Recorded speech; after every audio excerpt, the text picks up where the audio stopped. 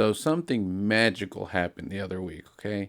I got my first comment on one of my videos. Yeah, that's right. Let's go. I had asked that if you had the option, would you pick the Kona N or the Kia Stinger GT line? Well, Brian came up and said neither. He would rather have the Hyundai Elantra N. So we chatted for a bit, and by the end of the discussion, two things happened. Number one, I made a new friend and a new subscriber. Number two, I had a question because by the end, Brian had narrowed it down to two cars, the Hyundai Elantra N and the Sonata N line. So the question I have is which one would I get? But before I get started, though, with the pros and cons of each, I just want to be clear that all I have is numbers and conjecture. And lastly, keep in mind that these are two different trim levels, whereas the N line is the middle of the line performance, the N is maximum performance. So let's get started, and I'm going to start with the exterior. And for me, the winner of this round goes to the Sonata. The DRL headlights that take a sharp angle and go along the hood line is so dope. And the way the rear end creates a sort of like lip at the trunk is my favorite. No spoilers necessary. I actually saw one the other day while I was doing some grocery shopping, and boy, oh boy, all I gotta say is it's very, very classy. The Elantra, on the other hand, though, okay, look, I understand that they were going with a sort of helmet look on the front end, but to me, it just makes the front end look humongous. Plus, when you get to the rear end, it all looks scrunched up. And why do the taillights remind me of the Toyota Corolla headlights? Also, while I don't believe size matters, I would have preferred a bigger spoiler or maybe even a different design in the back because it's just not doing the rear end any favors whatsoever. Next up is the interior. Now, this one was definitely not an easy choice since both interiors are phenomenal.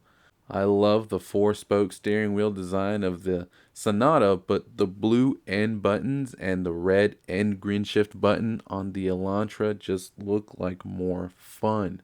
Plus, I like how the infotainment and most of the interior on the Elantra N is just a little more driver focused, like the screen is just tilted ever so slightly towards the driver. And on top of that, the seats in the Elantra has an N logo on them that lights up. I will definitely put a picture of that up here so you guys can see it. It is awesome. So I guess at the end, I would say I would give the win to the Elantra. But now let's get into the third category, that is power and delivery. And for this round, I give the win to the Elantra N. Yes, I know. Technically, the Sonata makes 14 more horsepower and 22 more pound-feet of torque than the Elantra N, but unfortunately, the Sonata doesn't have the one thing that the Elantra N does, and that is an electronically controlled limited slip differential, which helps a lot with traction. You know, with great power comes great responsibility, and with the videos and the comments I've seen, it seems like the Sonata is all loosey-goosey with it if the conditions aren't ideal. And another thing that gives the Elantra a leg up is the fact that it does offer a manual, which my inner enthusiast is like, get the manual, get the manual, get the manual. But honestly, the next car purchase I make, I want to try something different. So it's the 8-speed wet dual clutch transmission for me, which the Sonata also has, by the way. Which brings me to my next category, sound. So the winner of this round is obviously the Elantra N again. I mean, no surprise there. Honestly, it has those spectacular crackles and pops that I love. Oh, it just sounds amazing. Sorry, Sonata. Lastly, it's the price. The Sonata N line goes for $34,195. Thankfully, we now have the pricing for the Elantra N, which comes out to a $34,425. So the price is really neck and neck, just a couple $100 off.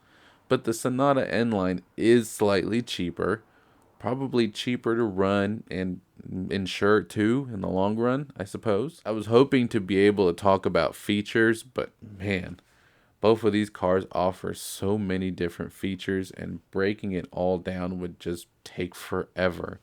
And I ain't got that kind of time. Sorry. Maybe next time or something, right? But here we are at the end with the answer to the question of which one I would go home with. And personally, I would take the Elantra N. It just offers more of what I'm looking for in the next purchase. And like everything when it comes to comparing cars, it all boils down to personal preference. So what would you pick? Let me know in the comments down below. And some final thoughts before I go. I know I ragged on the looks of the Elantra N, but that stuff is cosmetic, and I'm sure you can hide it by just buying it in black. And heck, you know what? Maybe the aftermarket will come up with a better spoiler design. And the whole traction setback thing of the Sonata might not even matter in normal driving conditions. Either way, you can't deny that both of these cars are awesome, and I'd be happy to take either one. But if Hyundai decides to make a Sonata N, well, that might change everything. But that's it for me today. Thank you so much for sticking with me this long. If you enjoyed this week's episode, well, you know the drill. Make those little clicks happen down there to help me grow my channel, and stay tuned for the next one. But until then, see ya. Goodbye.